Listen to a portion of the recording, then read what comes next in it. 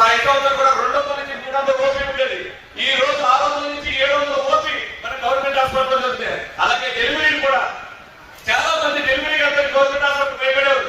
ఈ రోజు మన బొత్స శ్రీనివాస్ గారి చొరవతో చాలా మంది కానుకలకి మన గవర్నమెంట్ హాస్పిటల్కి వెళ్తున్నారు. ఈ రోజు అందులో భాగంగా డయాలసిస్ సెంటర్ లో 20 మంచాలు ఉంటే దాని మళ్ళీ 10 మంచాలు ఇచ్చి డయాలసిస్ సెంటర్ ను కూడా డెవలప్ చేయడం జరిగింది.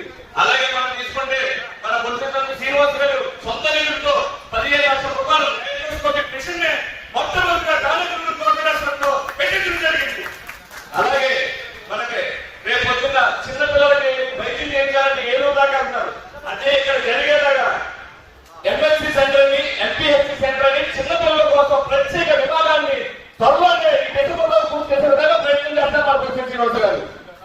అలాగే ఏదైతే ఆ రోజు ఓటో పార్టీ 3 ఐక్యపక్షంగా ముందుకు వెళ్ళడం వల్లే అలాగే పవన్ కళ్యాణ్ గారికి ఈ రాష్ట్రంలో ముఖ్యమంత్రి కావాలని ఉద్దేశంతోనే జనసేన పార్టీ పెట్టారు. అయితే జగన్మోహన్ రెడ్డి గారు యొక్క నాయకుడిని అడిగి రాష్ట్రం రాలేకపోతేనే ఆయన గారి పైకి ఇవాళ తెలుగుదేశం పార్టీ బీజేపీతో పొత్తు పెట్టుకుని చేశారు. నేనైతే 30-40 వెళ్తారనుకున్నాను, కానీ ఆయన తగ్గి 27 స్థానాలు పోటీ చేస్తే 21 స్థానాలు కూడా గెలిచాడంటే మనందరూ కూడా అన్ని చెప్పాలి. ఇవాళ మనందరూ మరి ఎక్కువగా మనందరూ గ్రామాల్లో తిరుగుతున్నామంటే మౌత్ పబ్లిసిటీ చేయాలి. సభాపూర్వకంగా నేను చెప్తాను, మామూలు అనేది చాలా చిన్న గ్రామం. మా గ్రామంలో వీరికి 4 పిల్లలు కూడా స్కూల్కి వెళ్ళి చదువుకోవడం వల్ల పెన్షన్ సంవత్సరం నలుగురికి కూడా 40,000 వస్తే మేము గుర్తించి వాళ్ళని ఎమ్మెల్యే గారికి పరిచయం చేశాం. సార్ జగన్మోహన్ రెడ్డి గారి టైంలో నేను ఎంతమంది పిల్లలు చదువుకుంటే అంతమంది పిల్లలకి ఆయన కూడా ఇదే విధంగా 15,000 అని చెప్పారు. కానీ ఇంట్లో ఒకరికి వేస్తే మన కూటమి ప్రభుత్వం వాళ్ళతో నలుగురికి 40,000 చేస్తారని చెప్తే ఆ రోజు వాళ్ళు అభినందించారు. వాళ్ళు చూడండి, నలుగురు మా చదువు సాక్ష్యం. అన్నింటిలో పెద్ద అమ్మాయి ఇంటర్మీడియట్ చదువుతుంది. వాసమే వృద్ధా అమ్మాయి 9th క్లాస్ చదువుతుంది. అదేవిధంగా దుర్గా వెంకటేశ్వరి అమ్మాయి 5వ తరగతి చదువుతుంది. బాబు అనే అమ్మాయి 2వ తరగతి చదువుతున్నాడు. సజీవ సాక్ష్యం. ఏదైతే మాట ఇచ్చేదో మాటను పోషించిన కూటమి ప్రభుత్వంగా వీళ్ళు నిరూపిస్తున్నాం. ఇదిగో నలుగురికి 40,000 వచ్చినాయి. జగన్మోహన్ రెడ్డి నువ్వు నీ నాయకుడు ఒకసారి కమ్యూనిస్టులు ఏదైతే కూటమి ప్రభుత్వం సజీవ సాక్ష్యం. అమ్మాయి మాటలోనే ఒకసారి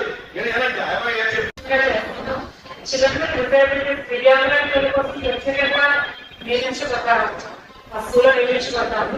సో మా స్కూల్లో అమ్మాయి వచ్చేసి 8th క్లాస్ నుంచి చదువుతుంది. అయితే ఏంటంటే మనకి ఉండే డౌన్ సిండ్రోమ్, దీని వల్ల ఏంటంటే అందరితో కలిసేది కాదు.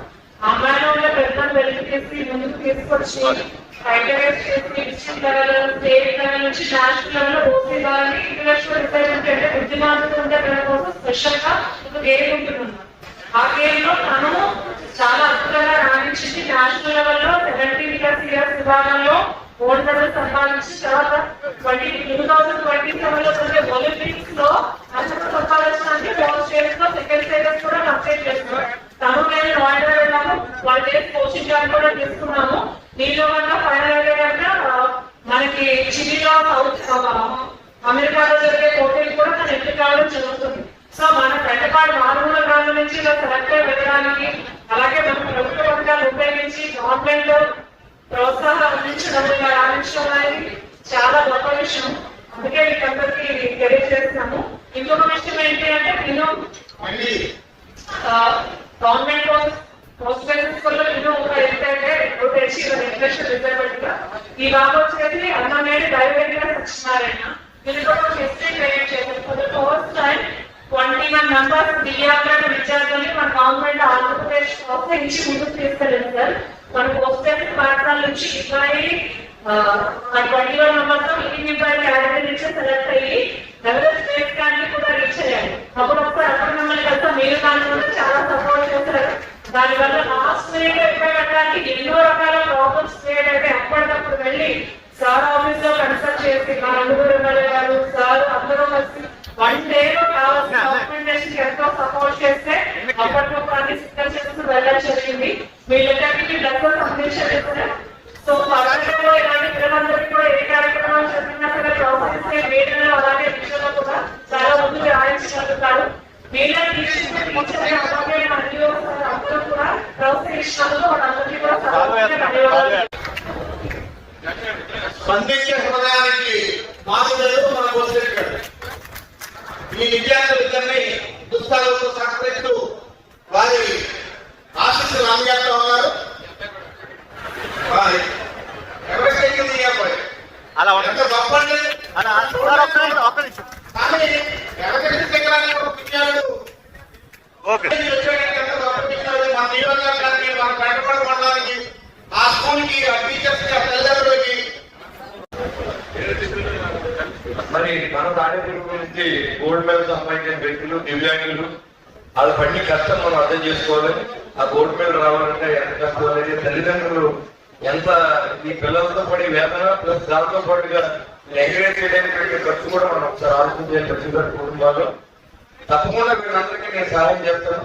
ఇలాంటి వాళ్ళు ఎవరైనా వచ్చిన కాబట్టి తప్పకుండా నా వంతు సహాయం తెలియజేస్తుంది. భగవంతుడు ఇంకా బాగుండాలని చెప్పి ఇంకా బాగా అన్నింటిలోనూ ఇంకా గోల్డ్ మెడల్స్ ఇంకా రావాలి. అదే గోల్డ్ ఉద్యోగం కూడా రావాలని నేను భగవంతుడు కూడా మరి ఎవరెస్ట్ అనుభవించి మన తాడేపల్లి ఎవరెస్ట్కి వెళ్ళిన వ్యక్తి ఉన్నాడంటే మరి మనకు కూడా గర్వం అన్నమాట.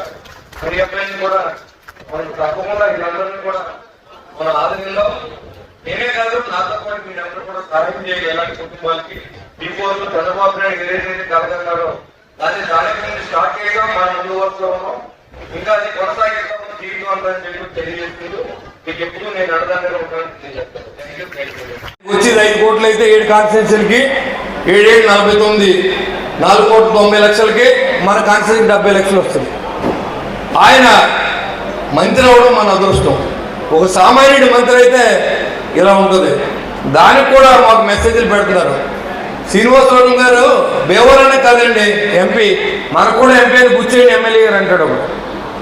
ఆయన తెలియదండి. ఆయన బేవరానికి ఎమ్మెల్యే ఇక్కడికి ఎమ్మెల్యే తెలియదా?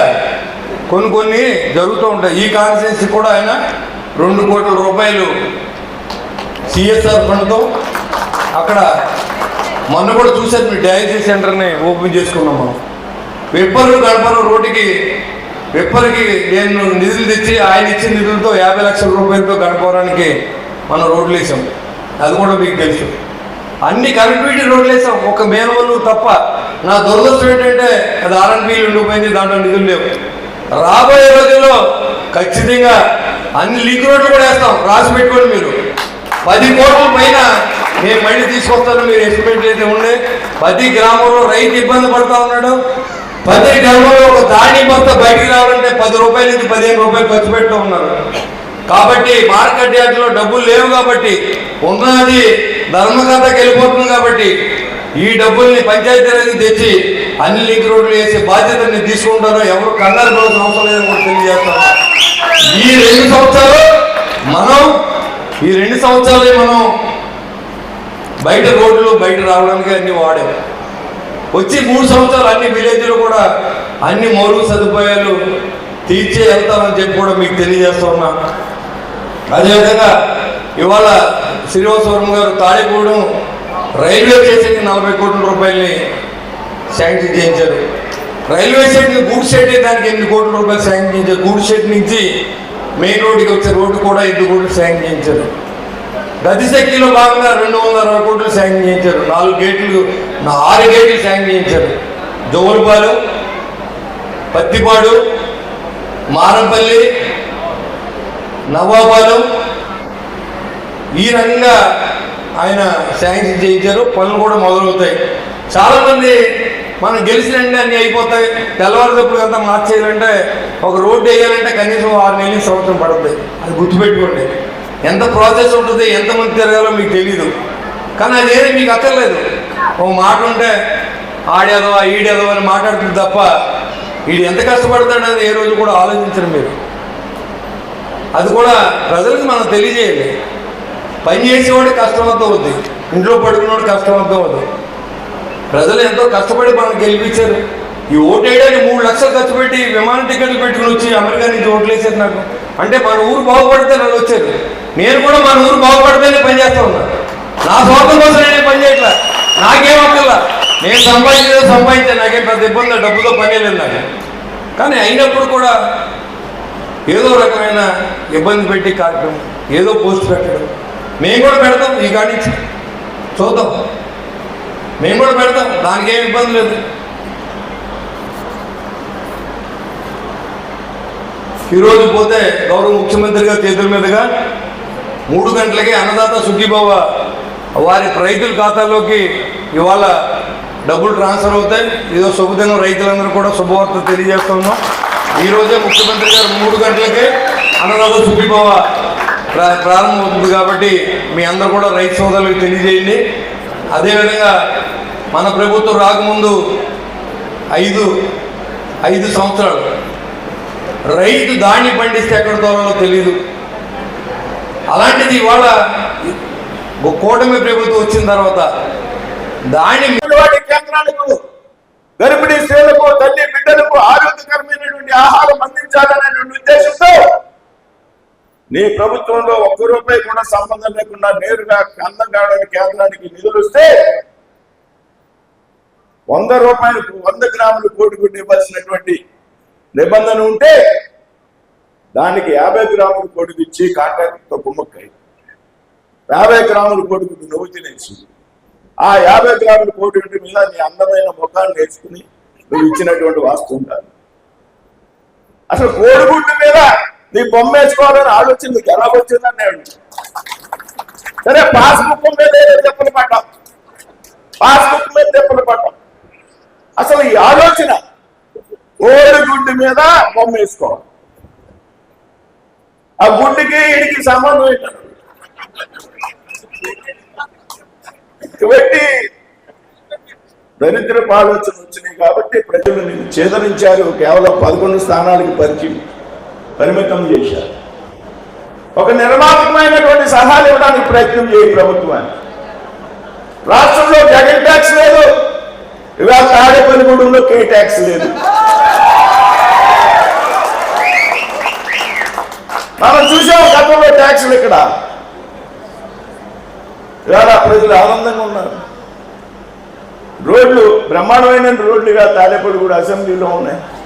నేను భీమవరం నుంచి వచ్చి విజయవాడ వెళ్ళాలంటే ఆ పాత NH రోడ్డు ఏదైతే ఉందో GNT రోడ్డు వెళ్ళలేనటువంటి పరిస్థితి. ఆ రోడ్డు మీద ప్రయాణం చేయలేక నేను అలా అవసరం నుంచి విజయవాడ పోయేవాడిని. మీ శాసనసభ్యులు ఎన్నికయ్యాక డబ్బులున్నా రాకపోయినా ప్రభుత్వం డబ్బులు లేటుగా ఇచ్చినా సరే ముందు నా సొంత డబ్బులతో ఈ పని చేయాలని చేయించినటువంటి వ్యక్తి మీ శాసనసభ్యులు.